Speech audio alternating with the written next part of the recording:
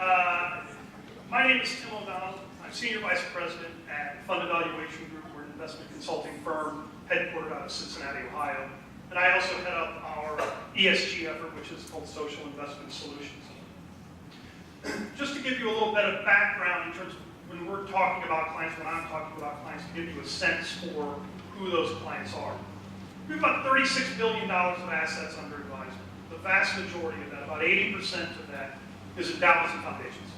Community foundations, private foundations, several higher ed organizations, and faith-based organizations. This is where we're primarily at. And those clients are going to range in size, but the vast majority of them are falling in that sort of $25 million to $150 to $200 million range. So these are the types of clients that we see day in and day out.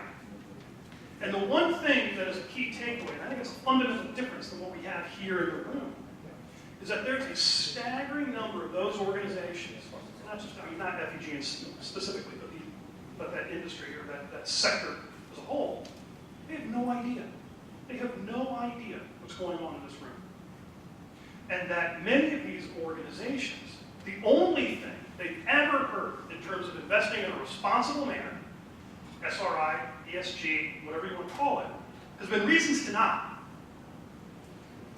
And if anyone was here, I'm sure we all were, for Geeta's presentation this morning, my neck is stiff from continually nodding in agreement for many of the things that she was saying. But we have organizations out there that have been fed many of these reasons for not investing. You give up performance. If you divest or you exclude certain portions of the portfolio, you give up 150 basis points per annum. You're continually asking, where is this number coming from? But it seems to, as someone mentioned before, the conventional wisdom. Divestment self-censorship, so there's no point in doing it. You can't affect change if you divest. You can't have a diversified portfolio. There's not enough out there. As fiduciaries, we can't do this. We need to be profit maximization at all times, full stop. Our values are reflected in our grant making. This is the one that always strikes me as odd, because many organizations will say, well, we have stated values. We have a stated mission. It's right there on our website. You can look it up anytime you want, and 5% of our assets reflect that. Well, what about the other 95%? Well, don't worry about that.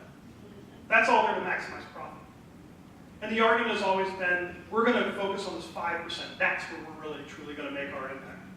And the argument is, well, let's consider the other 95% before we automatically spill it out. And then global warming is a myth. Look, when we deal with investment committees, and Craig and Eric are very familiar with this, you're not dealing with one unified voice. You're dealing with a confederacy of individuals, all coming with their preconceived notions, values, opinions. But committees are oftentimes consensus-seeking. So if you have a strong-willed member on the committee that thinks this whole thing is bunk, it's sometimes difficult to overcome. And if I come into a committee and say, I've got a great way for us to address the issue of global climate change. You could very well have one or multiple members around the table. Global warming is a myth. If it does exist, it's not created by man. If it is created by man, there's nothing we can do about it. If there is something we can do about it, there's nothing we can do about it that can be reflected in the portfolio. I am 4 degrees of no removed from agreement. And I immediately set it up as an adversarial position. I've taken the pro, you must be the con. And if you're the con, that means you're wrong. So there's an element of behavioral science in terms of trying to figure out, taking the temperature of committees, and that takes time. But what we are seeing, and this is a large testament to what 350's done, we're seeing these discussions getting raised more and more. Far too often, because consultants act as the gatekeepers for a significant portion of dollars. Whether you look at COF, the Kubo, Chronicle of Philanthropy, Common Fund, pick your favorite survey. The number of dollars of asset owners that use a consultant to provide education and materials is a significant number. And more often than not, if the consultant is not bringing up the issue of responsible investment, or any issue for that matter, if they're not bringing it up, chances are it's not coming up. And for years, when it did come up, it was coming from bottom up. A client would attend a conference like this, come back, Consultant, I heard about such and such strategy, responsible investment, whatever it may very well be. What say you? And the consultant, well, go back and do a little bit of research and come back. And they would take the process from one step. And they would give them just enough reasons to not do it. And that's as far as it went. That's changing. That's changed. But we still have room to go. And this is where you can help. Leslie mentioned in the last presentation that one of the big areas where you can add value is to do it publicly. Be vocal. Because many organizations will use surveys and studies provided by Kubo, Common Fund, COF, to see what their peers are doing. And if there is a trend, because many of these are trend seekers, if there's a trend of interest in responsible investing that can become a snowball effect. The inverse is the same. If you start to see that trending down, it can very well, the voice can minimize. So what 350 has done is made my job easier in presenting this information. What you can do is make sure that your peers and your cohorts are aware of what you are doing. If you get a survey, complete it. Make sure that your voice is heard across all aspects. Help make my job easier. One of the issues that we always run into is the belief that, well, I can have a diversified, asset allocation driven, institutionally focused portfolio, or I can have a responsible investment portfolio. Or is a very dangerous word here. And we try to insist, don't think or, think and. We're not trying to take anything away from the portfolio. When we're talking about double bottom line, we're not saying you have to give up financial return in order to gain social return.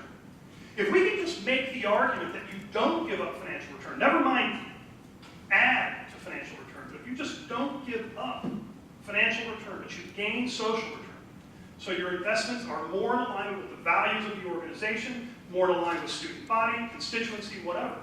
That's an attractive value proposition. In modern portfolio theory, we're going straight up. We're getting something for nothing. And that's just simply if you can make the argument that you're not giving up performance. Because again, recognize, when I'm going in and having these discussions many times, I'm not starting at square one. I'm starting at square -3. And I have to dispel many preconceived notions and myths, because the fact of the matter is, for many people, the concept of responsible investing in general, there's something of a stigma attached to it, because they've been told for so long that this isn't something from a pure profit maximization approach, it's something that you can do. It's nonsense. So when I go in and present, it has to be based upon, and Tom stressed this very, very well earlier, it has to be based upon a better risk-adjusted portfolio. It has to be based on a better risk-adjusted portfolio. If there are risks associated that you're not getting compensated for, what are you going to do about it? Either A, have the market price those risks in and get a better valuation for the company, or not own the company. That decision is at the committee level, but it is our job as consultants, and it's incumbent upon us presenting the information to give them the opportunity to recognize that. That if we come at it from a purely social perspective, sometimes they will not listen. But if you can make the argument that this is a better built portfolio, they will listen. And that's the approach that it has to take. That's not to discount the impact that the social perspective can bring. Not one bit. But it has to be hand in glove with a more efficient, better built portfolio.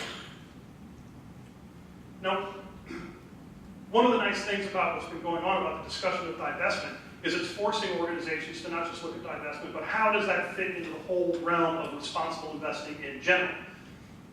Recognizing that you could have many organizations that have done absolutely nothing up to this point, and that the topic of divestment allows us to pull back from there and see how that fits into the broad scheme and allow multiple avenues for responsible investment for our clients.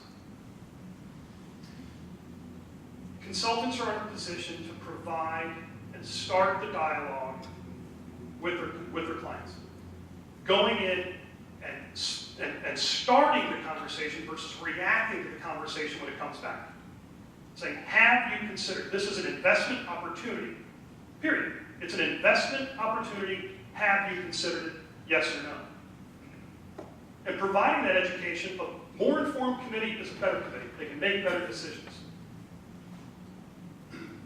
If we want our clients to swing for the fences, so to speak, you have to be able to put the bat in their hands.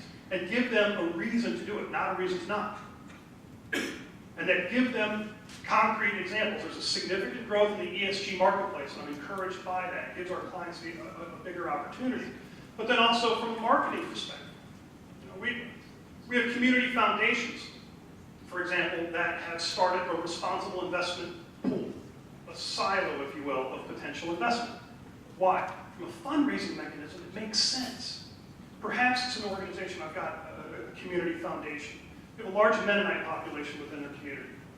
There's $0 from grant making coming from that community to the community foundation because there's not, or at least wasn't, an investable opportunity that mirrored the values of the Mennonite population. There's a large medical device company in the region, and it's drawing in some very young, very bright, very talented folks. And everything that I've been talking about here is important to them. And without offering some sort of investment solution for those, you're not mirroring the wishes and desires of your community. So they've implemented these silos. So when we come in, we can't just say, hey, here's some education, yay or nay. But if they do truly believe that this is something that they want to do, you have to be able to provide them a roadmap to get them where they need to be. Thank you.